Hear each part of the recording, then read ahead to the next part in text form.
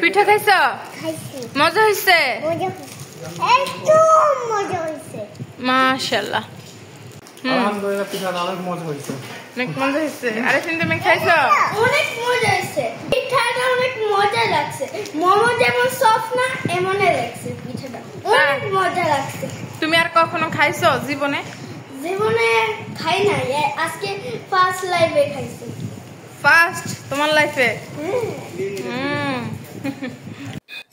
আসসালামু আলাইকুম আমার প্রিয় আপুরা ভাইয়ারা, সবাই কেমন আছেন? আশা করি আল্লাহর রহমতে আপনারা সবাই ভালো আছেন। আলহামদুলিল্লাহ, আমরা দূর প্রবাসী পরিবার নিয়ে আল্লাহ তাআলা আপনাদের দোয়া ও আল্লাহর রহমতে অনেক ভালো রাখছে। তো আমি আজকে আপনাদের সাথে শেয়ার করব আমরা এখানে কিভাবে এই যে মেরা পিঠা বলেন, ধোল্লা পিঠা বলেন, আমাদের কিন্তু আঞ্চলিক ভাষায় বলে গোডা পিঠা। তো এই পিঠাটা আমি কিভাবে বানাই বাজারের শুকনো চাউলের গুঁড়া দিয়ে, সেটা আপনাদের সাথে একটু শেয়ার করব। আমি এখানে পিঠাটা বানাচ্ছি কিন্তু গুড় দিয়ে, আর নারকেল গুড়টা আমি দিয়ে পানির মধ্যে বসিয়ে দিয়েছিলাম একটু লবণ দিয়ে। আর এখন যেহেতু গুড়টা গলে গিয়েছে, একটু নারকেল দিয়ে নেড়ে চেড়ে দিচ্ছি পানিটা। আবার একটু পানিটাতে বলক আসলে আমি শুকনো চাউলের গুঁড়োগুলো দিয়ে দিব। আসলে এখানে আমি সব সময় তো চাউলের গুঁড়া পাই না, শুকনো চাউলের গুঁড়া দিয়েই পিঠা বানাতে হয়। তো আমি দেখেন শুকনো চাউলের গুঁড়োগুলো কিন্তু দিয়ে দিচ্ছি। আর যারা এই পর্যন্ত আমার ভিডিওটা দেখছেন এবং আমার সাথে আছেন, প্লিজ একটা লাইক দিয়ে দিবেন।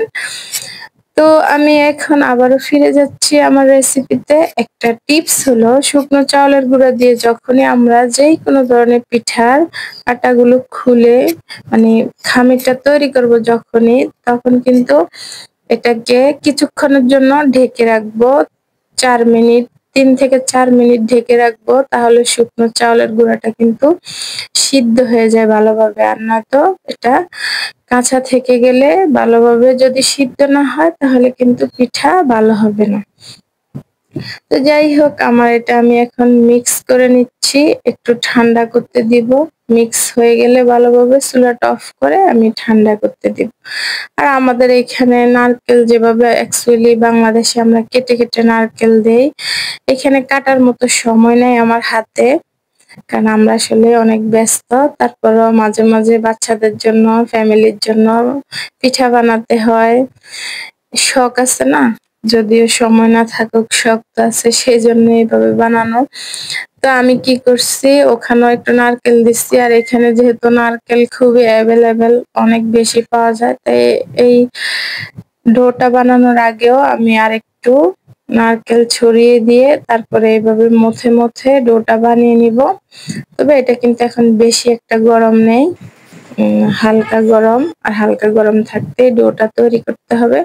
এই যে আমি ডোটা তৈরি করে নিয়েছি। আর এখন আমি কিভাবে পিঠাগুলো বানাবো দেখেন, আপনাদেরকে দেখিয়ে দিচ্ছি। আমরা কিন্তু এইভাবে পিঠাগুলো বানাই, সবাই এইভাবেই বানায়, এই পিঠা এইভাবে বানাতে হয়।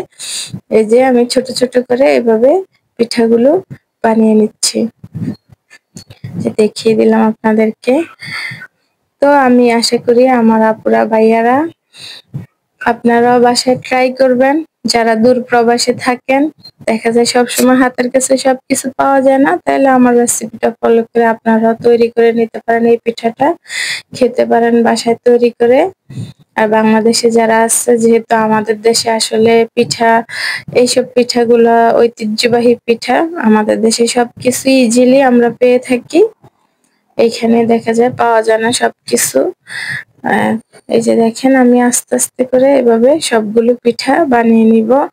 সবাই আমার ভাইয়েরা এত ব্যস্ত থাকে যে মাঝে মাঝে বললে, আর ওরা এগুলো গোল করতে পারে না, যদিও বলে একটু হেল্প করা পারে না। এই যে আমি এখানে রাইস কুকারে পানি দিয়ে দিয়েছি, এখন পানিটা গরম হওয়া পর্যন্ত আমি অপেক্ষা করব।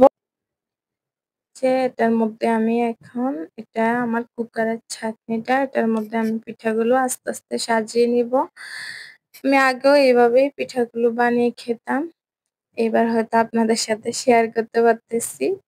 তো আপনারা বাসায় ইচ্ছা করলে এইভাবে পিঠা বানিয়ে খেতে পারেন।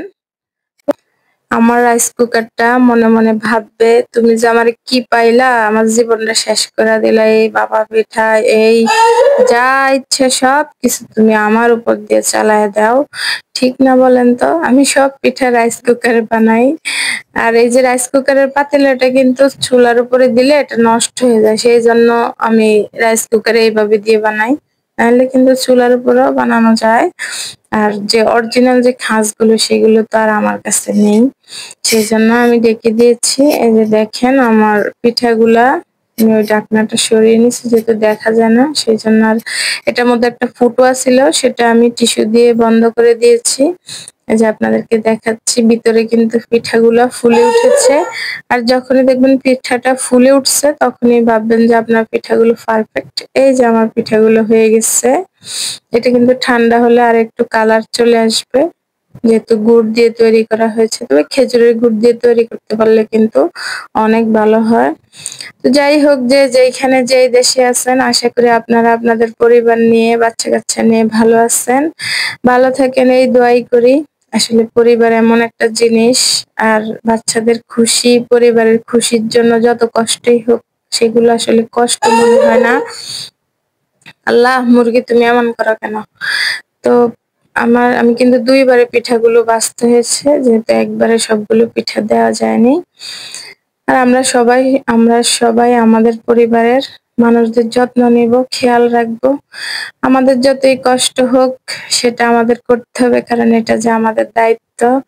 আর যারা আমরা মা হই বা কারো বউ হই, আসলে তখন আর আমাদের শারীরিক মানসিক শান্তিটাই হলো তাদেরকে ভালো রাখা। এই যে দেখেন, আমি পরের দিন বিকালে আমার পিঠা, আমি এগুলো ফ্রিজে রাখছিলাম, তো পরের দিন বিকেলে আমি আমার হাজবেন্ডের জন্য নিয়ে যাচ্ছি। একটা কফি বানিয়েছি, আর এটা হচ্ছে কিন্তু বুলেট কফি, সেই জন্য কালারটা এরকম। এই যে আমি পিঠাগুলো নিয়ে যাচ্ছি তার জন্য বিকেলবেলা দোকানে, তো দিয়ে আসলাম। তো আজ এই পর্যন্তই, সবাই ভালো থাকবেন। আল্লাহ হাফিজ, আসসালামু আলাইকুম।